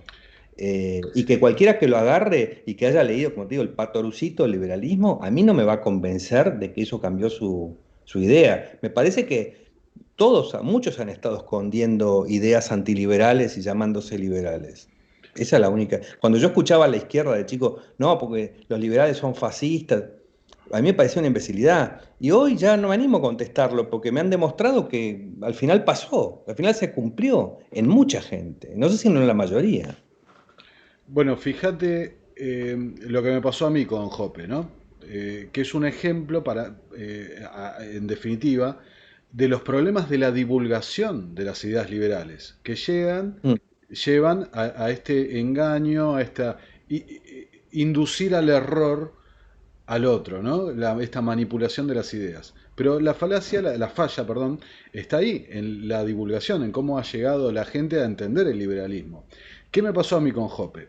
Hoppe, por ejemplo, tiene el libro de la democracia y la monarquía, donde hace un punto que realmente es interesante. Ahora, a- No, y más, yo en su momento lo compré, es decir, eh, la democracia llega a ser peor que la monarquía. Sí, puede llegar a ser peor que la monarquía. Sí, como la interpretábamos antes, sí, ¿no? al La verdad principio que de la sí, charla. porque vos al actuar en nombre de su poder propio, vos sabías que era un otro. El problema es cuando viene el Estado y te dice, somos nosotros. Yo soy nosotros. Eso es muy complicado. Así que sí, la democracia puede llegar a ser peor que una monarquía. Una monarquía puede llegar a ser mejor que una democracia. Ahora, que haya que volver a la monarquía para establecer una sociedad de castas, esa monarquía que propone Hoppe no es mejor que la democracia. No, Esa es no. peor que la democracia. Y después otro punto, ¿no? Por ejemplo, Hoppe, con el tema este de los covenants, las comunidades, ¿no? Él parte de una premisa. La propiedad privada como núcleo central de donde se desprenden un montón de principios, ¿no? Que es una premisa en la que estamos de acuerdo. La propiedad privada es uno de los ejes centrales de la protección del individuo, del liberalismo y demás. Ahora, después el segundo paso que hace es, para proteger esa propiedad privada, uno tiene el derecho de admisión, ¿no? Que de vuelta no me parece cuestionable el No, derecho. no, la propiedad privada. Claro. Después viene el tercer nivel, donde te dice, bueno, en un covenant, en una comunidad conservadora, se va a, no se va a aceptar gente de ideas diferentes, de las que sea. Bueno, está bien, que después él dice, bueno, a la inversa, una sociedad, no sé, hippie, no se va a aceptar los conservadores. Bueno, puede ser, qué sé yo. Pero ya ahí, mira, hay muchos problemas, ¿no? Ya ahí está aceptando una fantasía. Su sociedad conservadora, en la sociedad conservadora de su comunidad, un día la señora del piso quinto se casa con un señor del otro lado que es un hippie. ¿Y qué queda de su comunidad? ¿Cuánto dura eso? Plantear la hipótesis de mercado de que se produzcan esos centros puros cuando ni siquiera responde a la experiencia. La experiencia que te dice que los jope, cuando tienen que cortar el pasto, llaman al inmigrante ilegal mexicano. La experiencia no te dice que los jope no contratan mexicanos. ¿De dónde sale esa fantasía de que en el mercado va a aparecer el racismo? Cuando el mercado produce todo lo contrario. Lo único que hace es incentivar a la tolerancia. O sea, ya todo eso es un disparate. Lo segundo que hace es, cuando él le afirma que todo parte del derecho de propiedad porque es el método de mantener la paz. Pero ¿cómo? Si mantengo la paz, ¿qué necesidad tengo que tener de estar excluyendo a los extranjeros? ¿Por qué tengo que establecer esa cosa de fuerza? Él dice esto, una vez que establezco el derecho de propiedad se acaban todos los conflictos. ¿Seguro? En su vida ha leído un contrato y ha visto los conflictos que hay, de gente que se respeta la propiedad por la interpretación de una coma. ¿Dónde saca que con los derechos de propiedad se acaban los conflictos? Esto es una burrada, una cosa espantosamente tonta. Para hacer después esa hilación con, entonces la frontera tiene que comportarse como esa comunidad que él ha diseñado y que en la práctica no existe, eh, pero para manejar la frontera. La frontera no ejerce derecho de propiedad, ejerce derecho de soberanía. La soberanía es el poder del Estado. Es decir, la frontera es el poder del Estado, no un derecho de propiedad. Es eso a lo que nosotros queremos limitar, no eso a lo que nosotros queremos habilitar. O sea, si uno está defendiendo la frontera en sentido Jope, uno salió del liberalismo y se fue al otro win, al otro equipo, en 2 minutos. Bueno, eh, de vuelta, ¿no? Siguiendo el paso. Él habla de la propiedad privada, después habla del derecho de admisión, después habla de cómo se organizarían las comunidades y cita tramposamente, ¿no? Bueno, una comunidad conservadora, una comunidad de otro estilo. Ahora, el último paso de Hoppe es donde ahí veo la perversión, que es decir, bueno, pero en realidad las sociedades se van a organizar, como dijiste vos antes, ¿no? Que lo que dice él se van a organizar de un modelo exitoso que es el blanco, heterosexual, católico, etcétera. Exacto. ¿Cómo? Si la propiedad privada es la base de la sociedad, ¿por qué los homosexuales, los negros, los que no le gustan a él, por qué él no puede convivir pacíficamente en derechos de propiedad con gente que tiene otra perspectiva que la suya? Ahí me gustaría dos cosas, ¿no? Primero, y lo profundizamos ahora en un minuto. Hoppe, al decir esto, es un mensaje directamente disparado a esta alt-right norteamericana, a esta Sí. por eso, lo que decíamos antes, Hecho a medida, es verdad. Es hecho a medida. Hizo un panfleto hecho a medida para explicar por qué nos aliamos con esto, pero destruyendo toda la doctrina moral liberal. exacto, porque es la búsqueda del poder, de vuelta, la búsqueda de influencia. ¿Verdad? Un Hoppe punto. no es un autor que está sentado en su casa pensando ideas que esto o lo otro. Es un tipo que, Es un agitador. claro, es un agitador, pero además es un tipo que responde y que es financiado por instituciones, ¿sí? Eh, que buscan influir en el lobby político. Entonces, cuando vos haces un panfleto, porque realmente ahora te voy a citar algunos párrafos, un panfleto a la medida del tipo más a la derecha de la ciudadanía norteamericana. Que antes te pedía Como si si... fuera derecha de fascismo, ¿no? Totalmente, totalmente. Mm. Ahora, fíjense, de vuelta con lo que dijimos antes, cómo esta estrategia planeada por Rothbard y Rockwell en la década del 90 y antes por Rothbard, sigue con la continuidad con Hoppe y es la estrategia que copian en Argentina, que copian en Latinoamérica, etcétera, etcétera. Ahora, vos recién dijiste algo muy importante. De toda esta idea hoppeana, hay un punto central, que es lo que repiten estos libernazis como vos has definido. Que lo que une a la gente es la cultura y no el mercado. Sin embargo, como bien señalaste, Hoppe cuando tiene que cortar el pasto llama al inmigrante ilegal que se lo hace más barato. El mercado es lo que nos une, no es la cultura. Yo no tengo nada No, que ver con el vecino.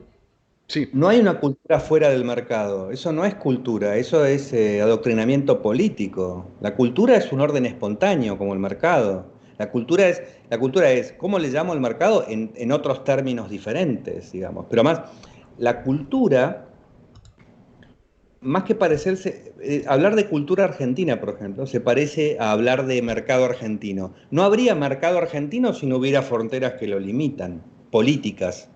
No tendríamos por qué hablar de un mercado argentino, porque hay interconexiones, ¿no? Yo puedo tener, estando en Argentina, te puedo tener más relaciones comerciales con un francés que con la gente que me rodea. Si yo tengo un hotel, mis relaciones en general contractuales son con gente extranjera. Entonces el hotel es parte de la economía nacional o de otra. Entonces, con la cultura pasa lo mismo. Nosotros hacemos grandes agregados de cosas culturales, de costumbres. Decimos, en China comen con palitos, en Argentina nos gusta el asado, en Francia se casan a los 18 años. Son cosas que son producto de aislamientos físicos. O sea, se han creado órdenes internos que tienen que ver con un cierto aislamiento que ha habido del resto, que nos han hecho diferenciar. En Córdoba tiene un acento diferente al de la capital federal. ¿Por qué? Y porque en la época en que había distancias fue creciendo una derivación de formas de hablar. Es nada más que producto de la cultura. No es un proyecto moral. No hay un interés cordobés en hablar como cordobés. No hay un interés argentino en hablar en castellano y a decir la Y de la forma que lo decimos. Es la mitología política que se la pasa manipulando masas empieza a hacer de esto una política. El nazismo, por ejemplo, era eso, ¿no? El nazismo era la exacerbación del folk, ¿no? El folk es eso, es esa cultura, la cultura popular. Esto es una utilización política de la cultura. Si mañana abren un restaurante chino al lado y yo como con palitos, se terminó que mi cultura es no comer con palitos. Ahora como con palitos. Y así tenemos, a ver, lo que nosotros llamamos cultura está lleno de cosas de Roma, de los árabes, de los españoles, de los visigodos. Todo eso es una mezcla. Somos una sopa. No hay un interés, no hay una... Convertir a la cultura en un proyecto político es perverso, es la misma perversidad que el nacionalismo. Por eso esta gente habla de batalla cultural, porque quieren dar a entender que tenemos un interés cultural en mantener una pureza cultural. Eso es una idea nazi, de base. Claro, nos dicen, no, pero cultura es mucha cosa. Sí, ya sé. Conceptualmente no, pero la intención que hay detrás de esa palabra, como está siendo usada, ese término, batalla cultural, está utilizado para explicar por qué un liberal está al lado de un nazi. Y porque estamos dando una batalla cultural. Porque si dijeran batalla de ideas, pero ¿cuáles son las ideas comunes? ¿Cuáles son las ideas comunes entre un nazi y un liberal? Entonces, son mentirosos, diría yo. No, entonces si es cultura común, bueno, suena mejor, claro, sí, si los dos tomamos mate y comemos asado y comemos empanadas. Ah, es una batalla cultural. ¿Y contra qué pelean la batalla? ¿Quién es el enemigo cultural? La modernidad que trae el matrimonio gay.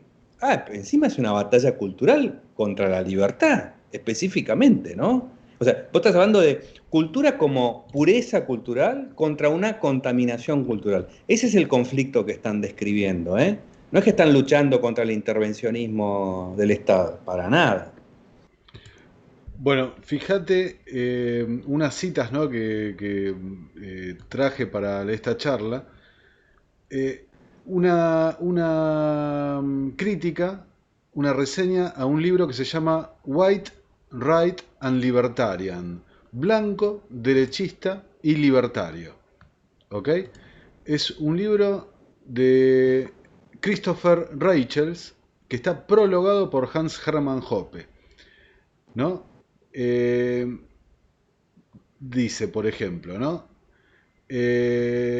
Reichels en este ensayo deja abierta la posibilidad de la existencia de un libertarianismo blanco y de derecha y que la existencia de este debería ser tan respetada y válida como otras variantes. Ahora, mirá, cita textual de Reichels, del autor.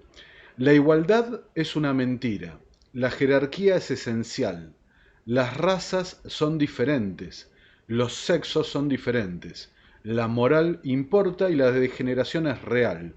Todas las culturas no son iguales y no estamos obligados a pensar que lo son. El hombre es una criatura caída y hay más en la vida que materialismo hueco. Finalmente, la raza blanca importa y la civilización es preciosa. Esta es la derecha alternativa. Esta es una cita Claro, textual. qué gracioso que hable por un lado en contra del materialismo, el materialismo hueco, y está haciendo todas diferencias materiales, ¿no? La raza, el color, eh, ¿no? El lugar de nacimiento, no está haciendo, no veo nada espiritual en los que está poniendo como distinción. Pero eso es el racismo, ese es digamos, esta cosa de creer en los colectivos. Es muy curioso, en Hoppe también está este error, que yo lo señalo en el libro.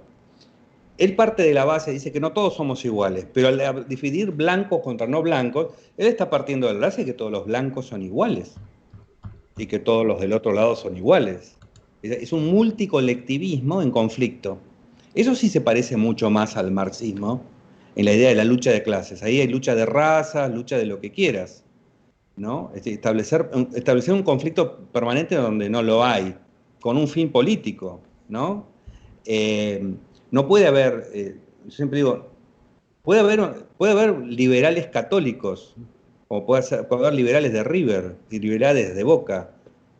Perdón, puede haber pero lo que no puede hacer, se puede hablar es de eh, que gente, que el principio unificante sea el catolicismo en la política, o ser de Boca, porque entonces estoy poniendo como cosa, digamos, como calificación dentro del monopolio de la fuerza, lo que guía el monopolio de la fuerza es ser católico, ser de Boca, ser blanco. Lo único válido para el monopolio de la fuerza es ser liberal.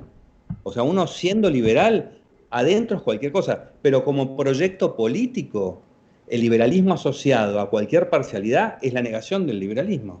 Punto.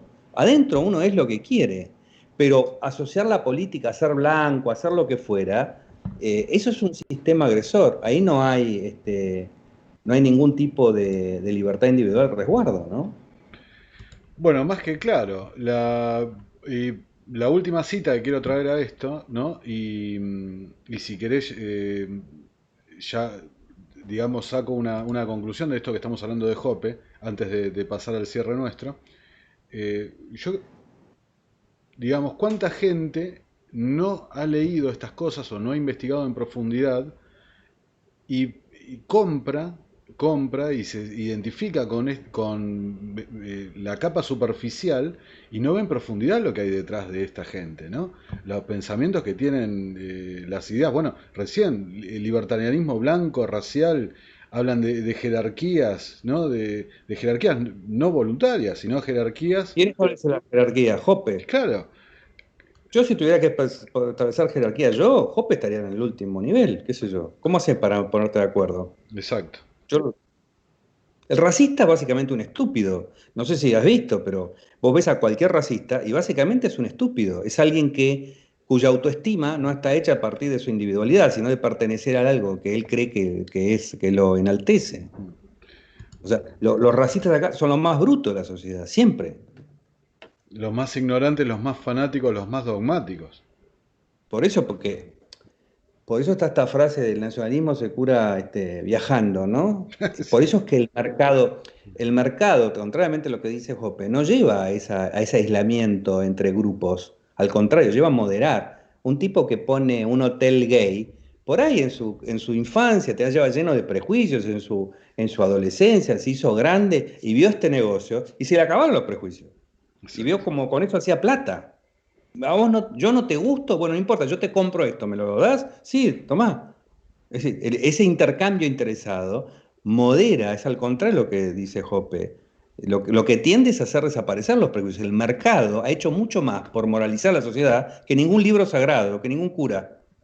Ese, ese, ese ideal, digamos, cristiano de la convivencia, el amor y lo no sé cuánto, el mercado ha hecho mucho más por eso que los predicadores, que cuando están en el poder atentan permanentemente contra eso. Totalmente. Entonces, Totalmente. no Ya, sé de ya lo decía qué manera Bastiat, ¿no? sí, no sé cómo él puede leer que una sociedad libre va a llevar a ese pensamiento totalmente incompatible, digamos. Claro, mira, y la última cita que quiero traer, ¿no? Es un autor, Francisco Albanese, que es un autor publicado por el mismo centro que publica Jope, el Mises Institute, donde hace, bueno, justamente un comentario a la conferencia de Jope, donde habla directamente sobre la derecha alternativa. Hay Ujú. un párrafo, ¿no? Que me llamó poderosamente la atención, cómo puede ser que un medio pretendido liberal publique una cosa así. Dice, esta persona, ¿no? Francisco Albanese, dice así: el rescate de la libertad debe realizarse a través de las figuras de fortaleza que la psicología de la izquierda detesta, como señaló Theodor Kaczynski en su Industrial Society and its Future: lo blanco, lo occidental, lo capitalista y lo cisgénero. O sea, para cualquier distraído, está citando a una bomber. O sea, Está citando el Berbisky norteamericano, pero Más que Berbisky, es mucho más que Berbisky. Pero el asunto es, no, perdón, estoy confundiendo. Kaczynski no, estoy confundiendo con otro. Pero el tema es el rescate de la libertad a través de la sumisión a una figura fuerte, ¿no? Es una contradicción absoluta, es un disparate, ¿no? Rescatar a la libertad a través de poner a los débiles a merced de los fuertes. Justamente lo que hace la igualdad ante la ley, el sistema jurídico, es que la fuerza está excluida. O sea, el momento en que aparece un Bill Gates es porque la sociedad de la fuerza ha desaparecido y se impone la sociedad contractual, donde los valores no son la fortaleza, digamos, ¿no? La fortaleza en cosas útiles, la fortaleza racional, no Exacto. las figuras preestablecidas, ¿no? Y con esta idea de la figura fuerte, del hombre fuerte, o sea, ya lo hemos visto. Aparecen los movimientos nazis, bueno, vos los has bautizado libernazis con absoluto acierto, ¿no? Porque en definitiva, Pero lo si Bernasi, si eso, ya que estamos lo aclaramos, por cómo ellos se definen. No es que yo no estoy imponiendo algo. Ellos dicen, somos liberales en lo económico y no en todo lo demás. Si sos en todo lo demás, entonces sos autoritario en lo demás. La alternativa a ser liberal en lo demás es ser autoritario en lo demás. O sea, estás combinando libertad con, y yo le pongo nazismo, porque como no querés expropiar, tu autoritarismo se parece mucho más a un nazismo que a un comunismo clásico, digamos, ¿no? Entonces, Libernazi describe, y yo digo, los que quieren una libertad total son liber progresivos. Si vos considerás progresista la libertad, sos sí. nazi. O sea, esa es la perspectiva nazi sobre la libertad. No, no estoy inventando, no estoy haciendo nada, no estoy diciendo nada, no los estoy descalificando, estoy diciendo cómo ellos se describen y pongo una palabra acorde con eso. Bueno, y vos fíjate qué acierto que tenés en esto, ¿no? Hoy cuando hablamos a la mañana, antes de ultimar esta entrevista, te mencioné, pero bueno, al final no te lo pasé el video porque no lo pude grabar. Nahuel Sosa, que es un ideólogo, un albertista, ¿no? Un filósofo del albertismo, sale en A24. eh, Lógicamente A24 no aclara que es un albertista, que es un miembro de los think tanks del albertismo, ¿no? Y sale con todo el discurso típico, progresista, colectivista, planificador, etcétera, etcétera, ¿no? Pero dice una cosa, ojo, que yo pienso que tiene razón. Dice, ojo con los libertarios, porque es un resurgimiento de la extrema derecha y son fascistas. Ahora, el que se enoje, no me importa, pero Nahuel Sosa tiene razón con lo que están diciendo, Es que eso está porque, pasando. Tienes razón, está pasando. Pues yo te decía antes, pasaba cuando me decían eso, cuando yo era chico, hace 20 años me lo decían y yo reaccionaba. Pero es que realmente está pasando. Gente que se llama libertaria son fascistas, nazis, punto. Algunos no lo saben, no saben que lo son, porque son nazis de meme, pero su pensamiento es totalmente incompatible con el liberalismo. Y es cierto que, aunque vos no lo pongas en cabeza de los libertarios, hay un renacimiento de eso que ellos le llaman extrema derecha, y que es un nacionalsocialismo. Es decir, es un competidor dentro del socialismo. ¿Por qué son socialistas? Bueno, porque ellos creen que la sociedad tiene que ser manejada y planificada centralmente. Tiene un libro sagrado, algunos, para hacerlo, pero da lo mismo. Es otra forma de socialismo, ¿no? El bueno, nacionalismo es un socialismo, pero tiene razón, eso está en pleno surgimiento. Estamos volviendo a una situación década del 30, donde los comunistas se enfrentaban con los fascistas y son entre ellos son fácilmente confundibles. Y vos vos ves, fijate, perdón, inclusive vos izquierda, fijate, mismo, termino con este comentario. Eh, ¿Qué es Maduro? ¿Es un marxista? ¿Cuándo lo has escuchado hablar de la explotación del proletariado? En su vida. Él habla de la patria, él habla del imperialismo, de que nos quieren invadir, la bandera. Eso es nacionalismo. Es el primo hermano de Zeinaldín. No es que no es tan diferente. bueno, vos fijate que la entrevista esta de Nahuel Sosa, él hace la distinción entre el liberalismo y libertarianismo. Y dice, bueno, yo estoy en la vereda de enfrente, soy socialista, lo que sea, no, no lo dice así textualmente, pero da a entender, yo estoy en la vereda de enfrente, pero bueno, aunque sean los liberales, se preocupaban por la libertad individual, por la igualdad ante la ley, que esto y lo otro. Pero esta gente es otra cosa. Y tiene razón. Bueno, es lo que te decía antes, es lo que te decía antes de lo que está pasando con el término.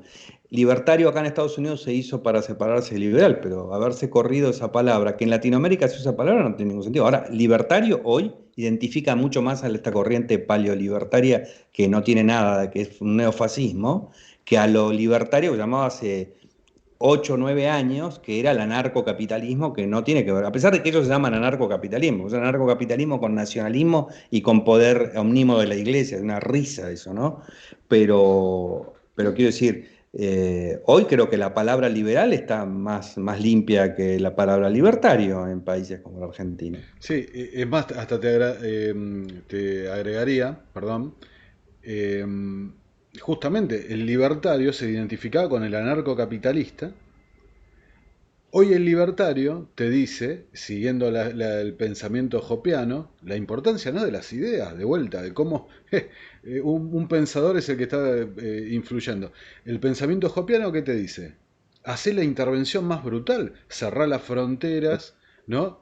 Para combatir como hay un Estado benefactor, intervení de una forma ultrapoderosa, cerrar todo, Claro, claro, y yo lo dirijo. para preservar el estado benefactor. Lo curioso es esto, el anarcocapitalismo se define como somos mucho más liberales.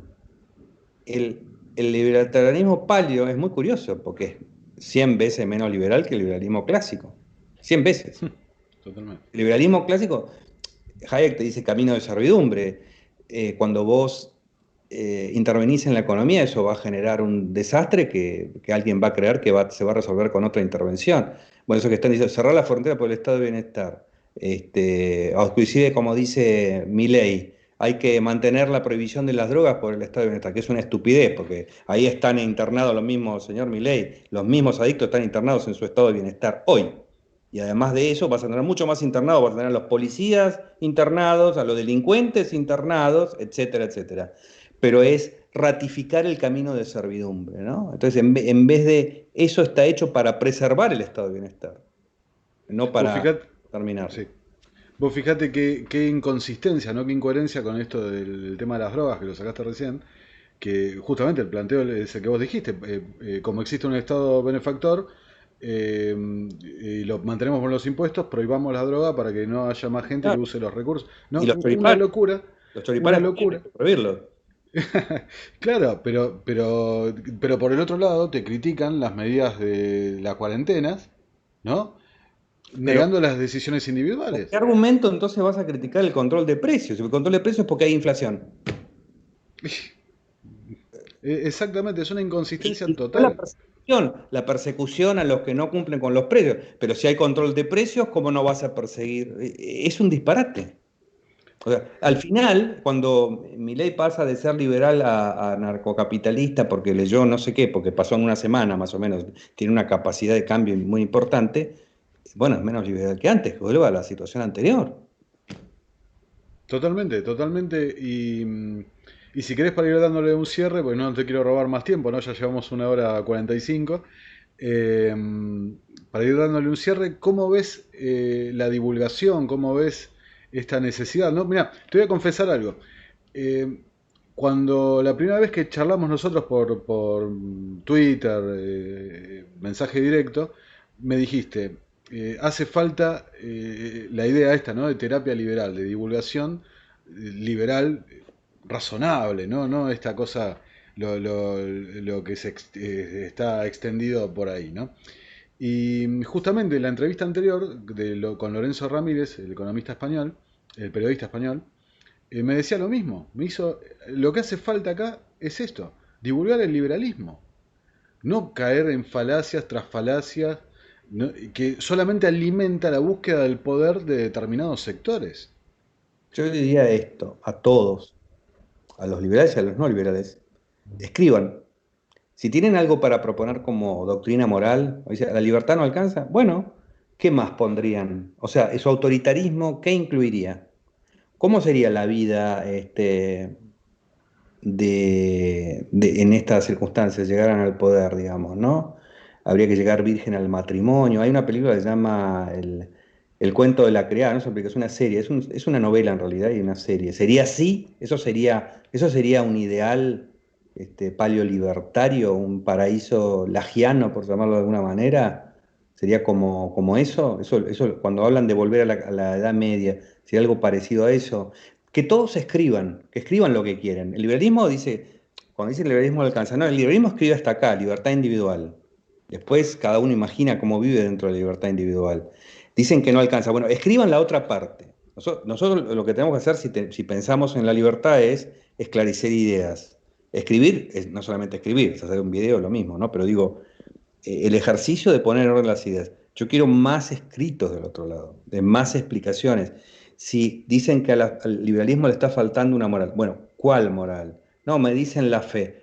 No me digan la fe, ¿no? Díganme, estas son las normas para que el liberalismo, para que la cultura no se pierda y hay que dejar la masturbación, hay que dejar el sexo por orificios no oficializados por la iglesia, pónganlo todo, cosa de que se pueda discutir. Si realmente creen mejor, tienen que ser capaces de escribirlo. No veo por qué tienen que disfrazarse de liberales, si tienen otra propuesta, si el liberalismo les parece pecado, digamos, ¿no? Escríbanlo para poder discutirlo. Bueno, es que se disfrazan justamente porque no pueden, si dijeran realmente lo que son, no los votaría nadie. Y aparte aprovechan. Pero si no están en votación, o sea, no se preocupen por las elecciones. A mí cuando me dicen, por gente como vos no ganamos las elecciones, gente que no ha ganado una sola elección, pero si yo no estoy en elecciones, yo no voy a perder ninguna elección porque no me voy a presentar a ninguna. Estoy hablando de lo que pienso, punto. Entonces, sean valientes y digan lo que piensan, no tienen por qué disfrazarse, digan lo que piensan, si creen que es mejor. Mi sospecha es que no creen que es mejor. Este es el problema.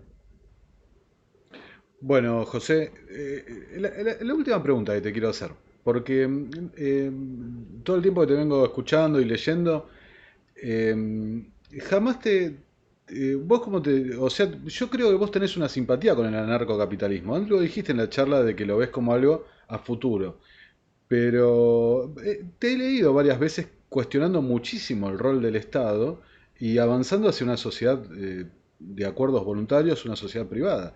Es una pregunta que yo te quiero hacer de gusto, nada más, para Algo sacarme la con duda. voluntad de eso. Yo creo lo siguiente, el liberalismo es